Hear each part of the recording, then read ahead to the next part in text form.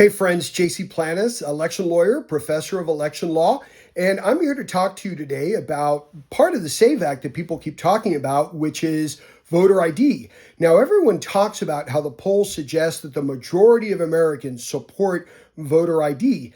Yes, they support a concept of voter ID, but nobody's ever pulled the draconian version of voter ID that's in the SAVE Act. Now, most states actually have a voter ID law, but they're much more expansive, and the SAVE Act would actually upend those laws. Right now in Florida, you don't need just a military ID, a driver's license, or a passport to vote, but the SAVE Act would require that because it's meant to disenfranchise voters, especially poor and minority voters that live in large metropolitan cities where they don't need to drive, so they don't have a driver's license. And a lot of these folks can't afford to travel outside the country, so they don't have a passport, and a lot of them aren't in the military. Donald Trump's even talked about the fact that he would win the state of New York if it wasn't for New York City. He would win other states if it weren't for large metropolitan areas like Atlanta or Detroit. And that's what the SAVE Act is trying to do, is to disenfranchise people in those cities. And that's why he's pushing this.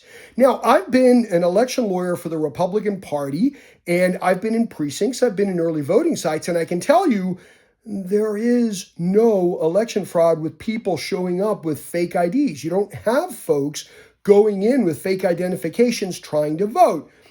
It's a made-up problem by Republicans to suppress voters. Now, while it is easier to vote with a driver's license because you just scan it in when you get there, it should never be a requirement. The truth is that even in states that don't have a voter ID law, they have other ways of identifying the voters. And the voter is on the list. You go in, you give your name, and they match it with the list, and you give your address, and they match you. But most states have voter ID laws, and it doesn't have to be a driver's license.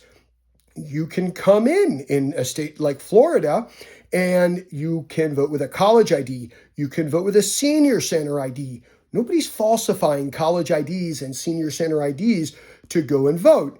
Now, right now, if you don't even have any of those in Florida, as long as you have a combination of something with a signature, something with your picture, including a Costco card, and something with your address, you can vote, and you can show that that's who you are, and you're allowed to vote. Now, Florida has now changed this law, and it's being challenged because it's going to disenfranchise voters. And that's what the SAVE Act is all about disenfranchising voters. Because the truth is, Republicans don't want a lot of voters. They only want their voters. So the truth is that, if you show up to a poll right now in Florida and you have anything that shows who you are, you should be able to vote, and you can vote. Now, these bogus ID arguments saying, oh, people support this, no. They don't support this. The other issue they say is that, oh, Democrats think their voters are too stupid to go get the proper identification.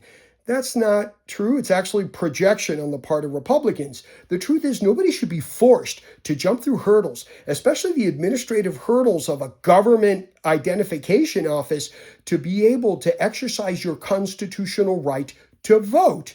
The truth is that if the government decided to pass a voter ID law where they would have thousands of centers fully funded all around the country and give out these IDs for free, we would all be in favor of it, because this would be something where voters wouldn't have to jump through hurdles.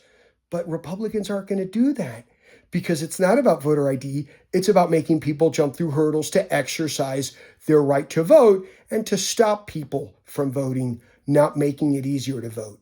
So whenever someone tells you, oh, voter ID is common sense, everybody supports it, that's not the SAVE Act. The SAVE Act is jumping through hurdles, and we shouldn't have to jump through hurdles to exercise our constitutional right to vote. Right now, the SAVE Act is in effect even in Florida. So as long as you have something that has a picture, an address, and a signature, you can go vote. Please make sure you go and vote. Thank you.